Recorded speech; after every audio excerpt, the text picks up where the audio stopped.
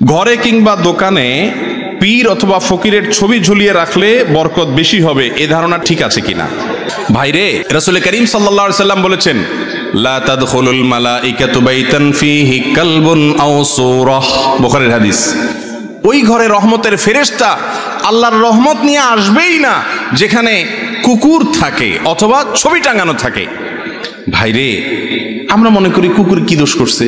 কিছু দোষ করে না। কুকুরকে আপনি পাহারাদারির কাজের লালন পালন করতে পারেন, বাড়ি বা এলাকা পাহারাদারি করলো, তাকে খাবার দাবার দিলেন, সবই ঠিক আছে, কিন্তু আপনার ঘরে ঢুকাতে নিষেধ করেছেন রাসূল আকরাম সাল্লাল্লাহু আলাইহি ওয়াসাল্লাম শখের বসে।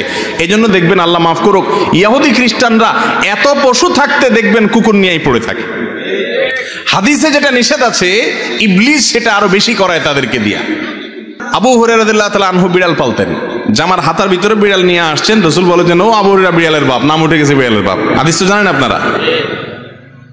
এই বিড়াল পালার ব্যাপারে তেমন কোনো আগ্রহ পশ্চিমা দেশে মানুষের মধ্যে এতটা নাই যতটা আছে কুকুর পালার ব্যাপারে, ঠিক না ঠিক? ভাইরে, যেটা নবী করিম সাল্লাল্লাহু আলাইহি সাল্লাম নিষেধ করছেন, দেখবেন সমস্ত পৃথিবীতে শয়তান সেটার প্রচলন বেশি দেওয়ার চেষ্টা করে। কারণ ইবলিস জানে যে এটা করলে মুসলমান অমুসলমান সবাই ধ্বংসের দিকে তাড়াতাড়ি যাবে। আপনি বলবেন, কই ধ্বংস হয়েছে? মুসলমান দেশগুলো না গরিব, এরা তো অনেক সুখী। সুখী না, অনেক সম্পদের অধিকারী হতে পারে। সুখ এক জিনিস, সম্পদের অধিকারী হওয়া আরেক জিনিস। অনেক গরিব মানুষ সুখী আছেন অনেক ধনীর চাইতে, ঠিক না ঠিক? বিধায় এই ছবি যেখানে টাঙানো গুনাহের কথা, হারাম, সেখানে পীর সাহেবের বা ফকির সাহেবের যদি ছবি টাঙান, তাহলে গাড়ের উপরে মায়ের দুইটা বেশি হওয়ার কথা।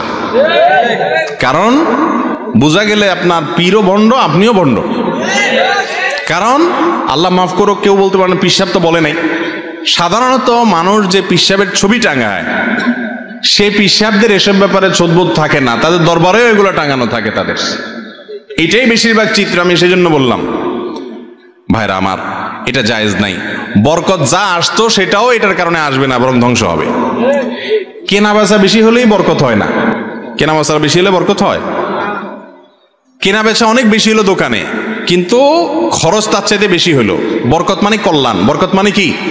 একজনের দোকানে আজকে 1000 টাকা বিক্রি হয়েছে, কিন্তু আল্লাহ যদি বরকত দেয়, 1000 টাকার ভিতরে তার সকল কাজ সারার পর আরো টাকা থাকবে। আরেকজনের 5000 বিক্রি হয়েছে, আল্লাহ এমন এক রোগ দিছে, 2 মাস পরে 10,000 টাকা হে রোগে চলে গেছে।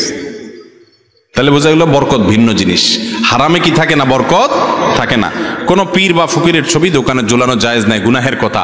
বিসমিল্লাহ, আল্লাহর নাম নিয়ে দোকান খুলবেন, হালাল পথে দোকানদারি করবেন, পয়সা যেটা আসুক সেটাকে মেনে নিবেন, এর মাঝেই বরকত ইনশাআল্লাহ।